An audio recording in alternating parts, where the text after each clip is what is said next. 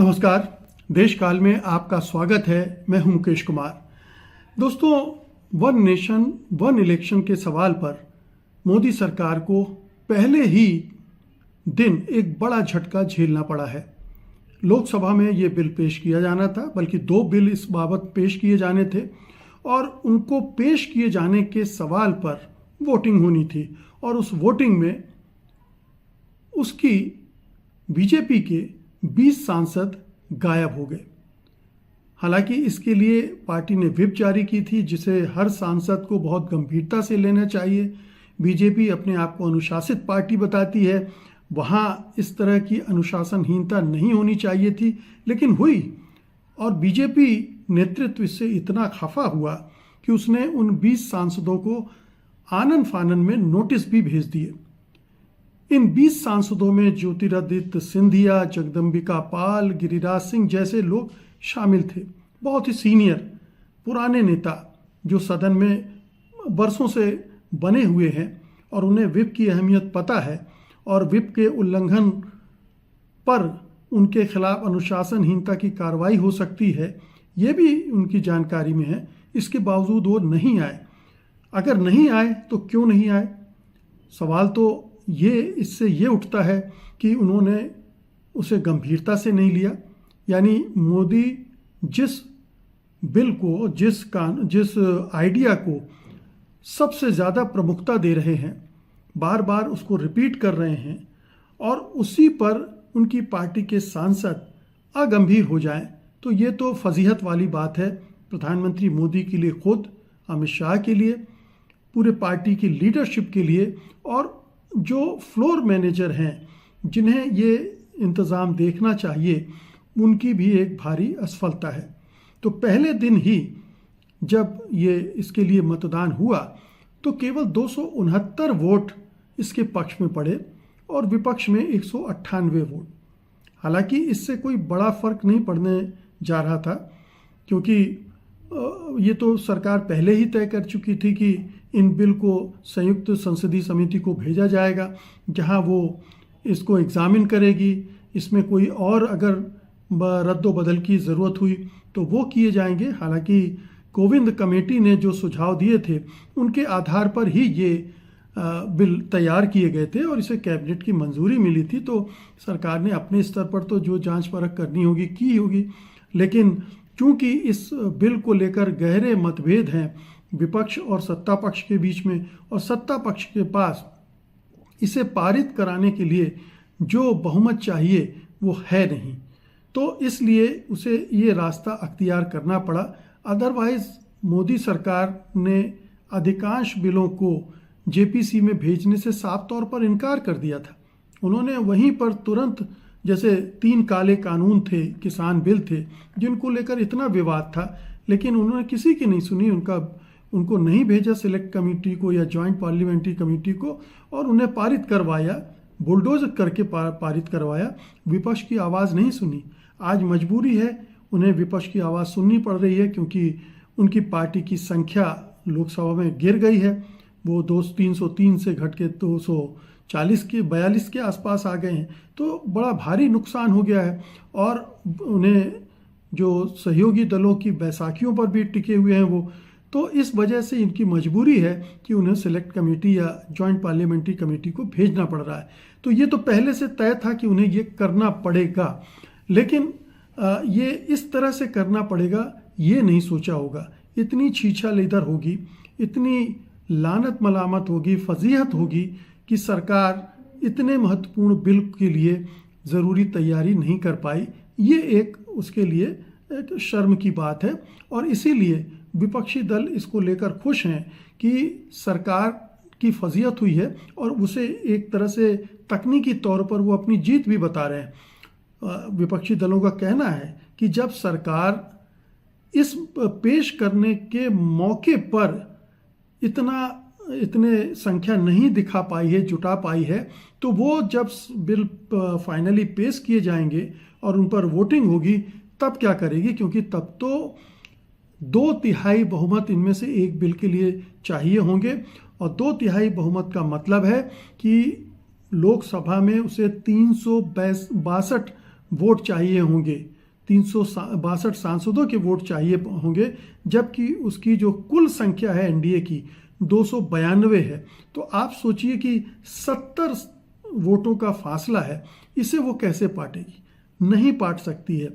और यही हाल कमोबेश राज्यसभा में भी है, जहां पर उसकी 112 सीटें हैं और 6 मनोनीत सांसद, एनडीए के पास 112 सीटें और 6 मनोनीत सांसद हैं, यानी 118 हैं, जबकि उसे चाहिए 164 वोट 85 सदस्य विपक्षी दलों के हैं। तो आप समझ सकिए कि कितना चुनौतीपूर्ण है इन बिलों को पास करवाना। लेकिन सरकार पहले मौके पर ही कहना चाहिए कि गिर पड़ी है, लुढ़क गई है, और उससे एक मैसेज गया है कि सरकार के अंदर इसको लेकर या तो मतभेद हैं या फिर गंभीरता नहीं है, और आगे चलकर इसे मैनेज करना उसके लिए और भी संभव नहीं होगा। ये तो बात है कि इन बिलों में बहुत सारे ऐसे पक्ष हैं, पहलू हैं, जिनको लेकर बहुत बड़ी गहरी चिंताएं हैं लोगों की। मसलन ये जो प्रोविज़न किया गया, कोविंद कमेटी ने जो सुझाव दिए हैं वो दरअसल एक इलेक्शन एक देश एक इलेक्शन का भी नहीं है, उसको भी उन्होंने 2 चरणों में बांट दिया है। पहले चरण में विधानसभा और लोकसभा के चुनाव होंगे, और दूसरे चरण में जो स्थानीय निकाय हैं, नगर पालिका, नगर निगम, पंचायत चुनाव, उन सबको एक साथ रखा गया है। तो 2 किस्तों में तो वो पहले भी चुनाव होने हैं। तो इसलिए ये मानना कि ये एक देश एक चुनाव वाली चीज़ लागू होने जा रही, वो इस बिल में ही नहीं है। फिर दूसरे, इसमें जो विधानसभा का कार्यकाल और संसद का कार्यकाल जोड़ दिया गया है, वो इतना बड़ा उसमें फ्लॉ है कि उससे नई समस्या खड़ी होंगी। ये जो दावा किया जा रहा है कि एक देश एक चुनाव होगा तो पैसे की बड़ी बचत होगी, ऐसा कुछ भी नहीं होने जा रहा है। अब सोचिए कि अगर संसद 2 साल में गिर जाती है, डिसॉल्व हो जाती है, वो किसी के पास बहुमत नहीं है, तो संसद के अगर चुनाव होंगे तो पूरे विधानसभा के चुनाव, पूरे जितने राज्य हैं 30 राज्य, उन सब के साथ में उनके चुनाव करवाने पड़ेंगे। तो कितना खर्च बढ़ेगा। इसको और दूसरे तरीके से समझिए कि विधानसभा में अगर कोई बहुमत खो देती है, कोई सरकार गिर जाती है और उसका कार्यकाल 2.5 साल बाकी है, तो 2.5 साल बाद चुनाव होंगे, लेकिन जो सरकार चुन के आएगी वो केवल 2.5 साल के लिए चुन के आएगी, वो 5 साल के लिए नहीं होगी। यानी आप फिर 2.5 साल बाद चुनाव कराएंगे और ये बार बार चुनाव होंगे, तो खर्च नहीं होगा क्या?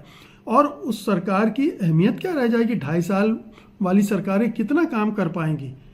2.5 साल में अगर सरकार बदलने लगी तो ये और भी आफत हो जाएगी। तो ये इस पूरे कानून में प्रोविज़न जितने हैं वो सब गड़बड़ हैं, और ये संभव नहीं है। ये पूरे अराजकता पूरे देश में फैला सकती है ये व्यवस्था। और सबसे बड़ी बात तो ये है कि जो हमारा जो संघीय ढांचा है, ये उस पर ज़बरदस्त प्रहार है। राज्यों की अपनी एक स्वायत्तता है, ऑटोनॉमी संविधान से मिली हुई है, वो उस स्वायत्तता के तहत काम करते हैं, उनके पास उस स्वायत्तता के तहत बहुत सारे अधिकार हैं। अधिकारों का बंटवारा केंद्र और राज्य सरकारों के बीच किया गया है, लेकिन इस तरह से जोड़ देने से राज्य सरकारें पंगु हो सकती हैं, उनके अपने अधिकार क्षीण हो सकते हैं, उनके कार्य प्रणाली पर बहुत फर्क पड़ सकता है। तो ये एक बहुत बड़ी समस्या है जिसको ये बिल एड्रेस नहीं कर रहा है।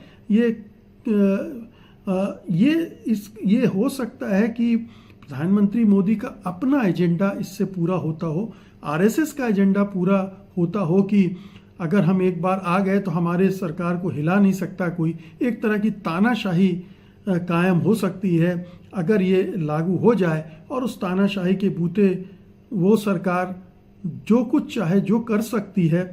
और इस सरकार का एजेंडा हम सब जानते हैं कि ये अडानी अंबानियों के एजेंडे पर काम करने वाली पार्टी है और सरकार है। तो वो अगर उसको इस तरह का बहुमत मिल जाएगा तो वो क्या करेगी? वो आम आदमियों के लिए नहीं सोचेगी, आम आदमियों के लिए केवल 5 किलो अनाज देने तक सोचेगी, लेकिन उनको रोज़गार मिले, उनका जीवन स्तर सुधरे, उनको शिक्षा और स्वास्थ्य की एक सुरक्षा, सामाजिक सुरक्षा प्राप्त हो, इसके लिए काम नहीं करेगी, जो कि हमने देखा पिछले 10 साल में इस सरकार ने कुछ भी नहीं किया उस दिशा में। तो एक तो ये इस तरह का ढांचा बनाने के पीछे सरकार का ये मकसद हो सकता है, ये हेडा हो सकता है और इसलिए वो काम कर रही होगी। दूसरी बात ये है कि ये समस्या लोकसभा और राज्यसभा तक सीमित नहीं है कि यहाँ पर ये बिल पास हो जाएंगे तो कानून बन जाएगा। ये कानून चूंकि संविधान के जो बेसिक स्ट्रक्चर है उसको उस पर अटैक है, उसको छेड़छाड़ करता है, इसलिए ये कोर्ट में भी नहीं, न्यायालय में भी ये नहीं टिकेगा। केशवानंद भारती के केस में ये साफ साफ कह दिया गया है कि संसद को कानून बनाने का अधिकार है, संशोधन करने का अधिकार है, लेकिन संविधान का जो मूल ढांचा है, जो बेसिक स्ट्रक्चर है, इसको बेसिक स्ट्रक्चर डॉक्ट्रिन कहते हैं, इसमें कोई छेड़छाड़ कोई सरकार नहीं कर सकती है।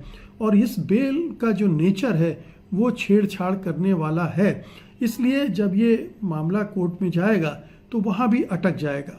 और सबसे बड़ी बात यह है कि ये कानून अगर अभी पास हो भी जाए तो 2034 तक ये लागू भी नहीं हो सकता है, क्योंकि सहयोगी दल ही इसके लिए तैयार नहीं। चंद्रबाबू नायडू ने तो कह ही दिया है 2029 तक तो सोचिए मत, क्योंकि वो अभी चुनकर आए हैं और वो ये क्यों चाहेंगे कि 27 या 28 में उनकी सरकार बर्खास्त हो जाए और खुदा ना खास्ता तब कोई ऐसा कारण बन जाए तो उनकी सरकार ही उनको गंवाना पड़ जाए, तो वो 5 साल से कम में अपना छोड़ना नहीं चाहते। और फिर दूसरी सरकारें जो इस बीच में चुनी जाएंगी, बिहार की, बंगाल की, क्या वो भी 2-2 साल जिंदा रहेंगी और फिर उनको चुनाव में भेजा जाएगा?